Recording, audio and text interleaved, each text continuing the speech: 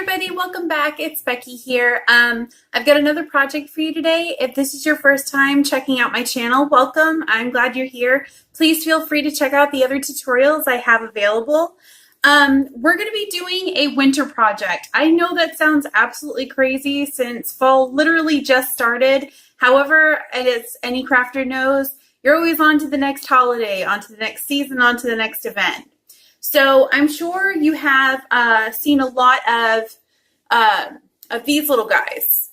They're dryer tube pumpkins. They've been all over social media. I'm sure you've even seen the tutorials on YouTube on how to get these cute little guys made with the dryer tube vent.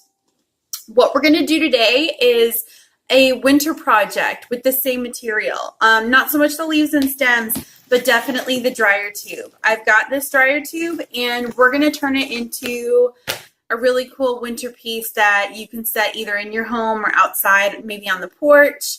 Let me go over the list of supplies that we need today. You're definitely going to need your glue gun, my favorite. You're going to need some craft paint in orange, black, and white. I'm sure as I'm telling you this, you're kind of guessing where I'm going with it. A paintbrush to apply all of your colors. And then I've got a piece of foam board. It's foam insulation board you can find at your local home improvement store. I had bought a big sheet for around 20 bucks for a project that I needed. And I had a few little leftover pieces, and these have definitely come in handy. I've used them for many projects around the house. They're great to carve out of, and that's actually what we're going to be doing today. So to help with the carving, you're also going to want a razor, almost an X-Acto knife kind of thing. That's what I've got, and we'll be using that to cut the foam board, okay? So let me get all of my supplies laid out. Let me get everything set up, and we'll go to step one. Okay, I positioned the camera a little bit lower so you guys can see what exactly it is I'm doing. I've got the dryer tube here, and what we need to do is we need to cut it into 3 sections. Now, I guess right now will be the best time to tell you, I've got, we're making a snowman out of the dryer tube. So what you can do is you can cut it into 3 equal sections if you wanted to, or you can have the graduating sizes like a traditional snowman. That's what I'm going to try for. I'm going to take my straight edge that we're going to be using to cut the foam, and I'm going to be cutting this with it. Now, when you get to the wire part of it, you're going to want to need to get a hold of some wire cutters, and that way you can clip the wire in the tube. So let's start sizing these so we know where to cut. Okay, and this is just one that was straight out of the box, you know, for a dryer. So I don't know what exactly that size is, but that's the one that I got. Okay, so I'm thinking right about here for the first one because I do want it to be smaller. Like I said, we're doing the graduating size of the snowman. So let me get this guy cut.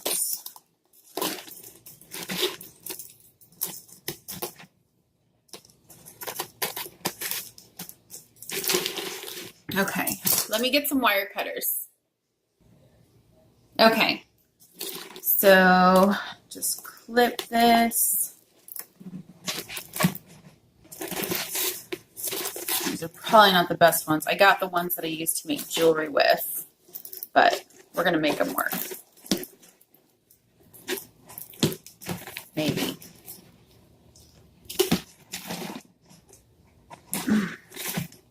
Okay, just kidding. I need to go to the workbench. Hold on. Okay, there we go. Got some bigger ones. All right, now what you're going to do is just take your wire cutters and you're going to trim this. And you have your first piece. Okay, so like I said, you're going to cut 3 graduating sizes. So you have 3 that look like this. It's essentially the same, remember, like I said, as the pumpkin. It's almost the exact same size, actually. But we're going to cut these 3 forms. We're going to glue them, and then we'll start stacking. So let me get these other ones sized, and I'll be right back. Okay, so I've got them all cut. There actually was enough to do two circles that were similar in size, and then this one that could be a little bit bigger. But that's okay. That's okay. We're going to make this work, and it's going to be adorable, right? So let's get going with our hot glue. I've been having mine heated since I started doing the project, so it's ready to go. What we're going to do is you're just going to put a bead of hot glue around the rim of the dryer tube and connect the two. Now, when I made these pumpkins, I didn't have a hot glue gun at the time. I did these like 4 or 5 years ago. But what I did is I ended up taking some wire. I don't know if you can see that. And just binding the two ends. If you don't have a hot glue gun, you can totally do that. These things have had their share of, being tossed by the kids, being stored, for many seasons, and they've held up just fine. So if you don't have a hot glue gun, you could definitely just, use the wire to stick them together, okay? So let's get these glued together.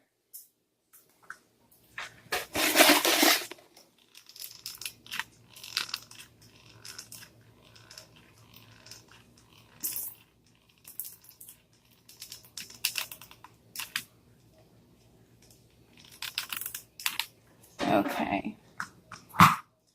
And like I said, you're literally just going to touch one end to the other and press down. The foil,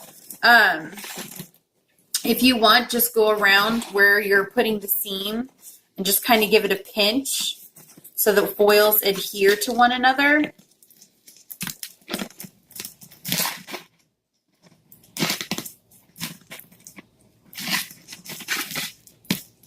There you go. Check that out. First one done. Okay, I'm going to get the rest of these sealed, and then we'll go on to the next step. Okay? Okay, so we have 3 circles that are now glued together. Like I said, they all ended up being relatively the same size. I had kind of hoped that they wouldn't be, but I guess that's what happens when you're doing, a project with the camera instead of doing it before. So what we're going to do now is we're going to set these aside, and I'm going to show you guys what we're going to be using the foam board for, okay? So the foam board is, like I said, something we're going to be using our X-Acto knife for, and what we're going to be doing is we're going to be creating our carrot nose, and we're going to be creating our little lumps of coal for the buttons, the eyes, and the mouth, okay? And what I did, honestly, is I just cut out a triangle from my foam board, snapped it off,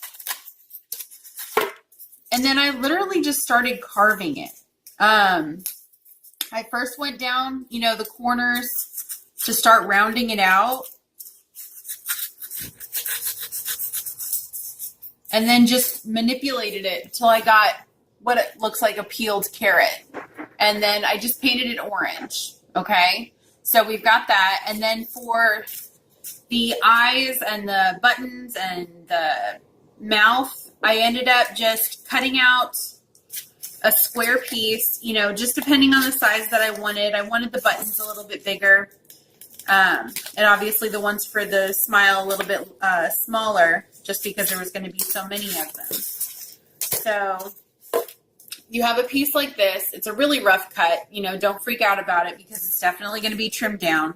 And then just, make a or an octagon. So you've got, your 4 sides. Let me get this cut and I'll show you guys what I'm talking about.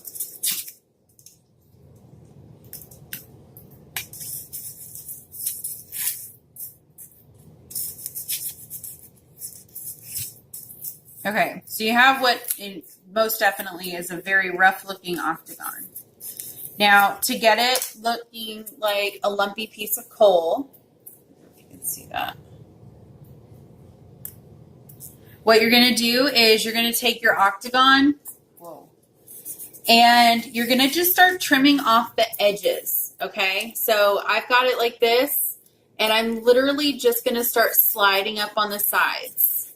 And what that's going to do is it's going to round it out, but still give it that angular look, okay? And you're just going to keep working with it until you think, okay, that looks like a piece of coal. Then you're going to take your craft paint and you're going to paint it black, okay? So this ends up turning into this. Now we're gonna start assembling. What you're gonna wanna do is, there's a few ways you can do this, okay? So if you want it freestanding, something you can put on your fireplace or countertop or wherever, you know, in the laundry room, you could stack 2 of them like this and then do one like this for the head. I don't know if you can imagine what I'm talking about. You can do it so it's freestanding like this.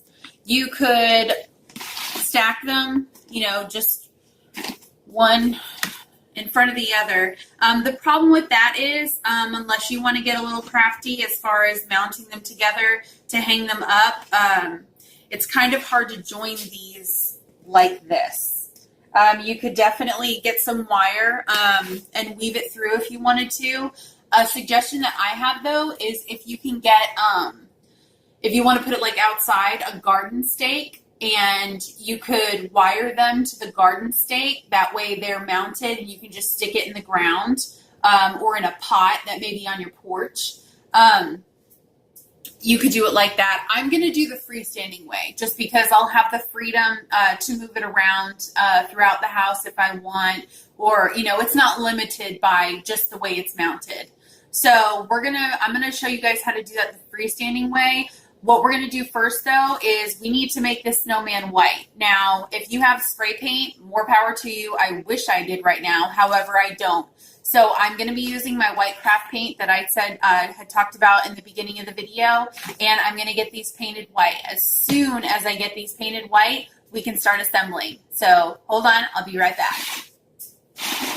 Okay, so we have our 3 rings painted. I did the white, like I said, I did in the craft paint, but if you have spray paint, I highly suggest it. Getting in the crevices is a little bit tedious when you're doing it by hand. I think spray paint as a whole would probably be the better way to go. Like I said, I wanted my snowman to be freestanding, so what we're going to do now is we're going to start assembling. We're going to do the body first. I ended up going and I have a planter full of sticks, and I took 2 of them that had forked branches and I cut them down to size for arms. And as I'm assembling the snowman, we're going to be putting the arms in there as well. So let's get started.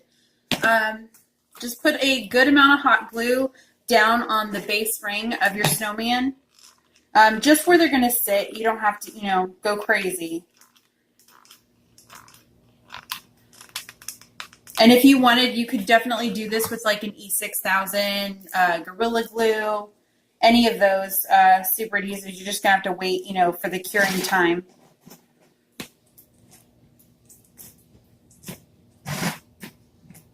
Okay, those are attached. Now we're going to do the head. And again, I decided to go this way. I just like, you know, this side or this way the ring is showing to display the snowman better. I don't like this. It looks kind of squashed. So we're going to go this route. And again, same thing. Just make sure you stick a good amount of hot glue on the top of your circle where the rings will touch.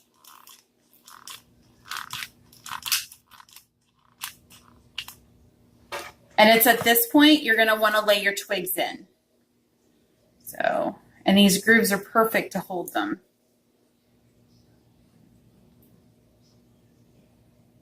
Okay, I'm going to add a little more hot glue on top since that's now got the twigs in there.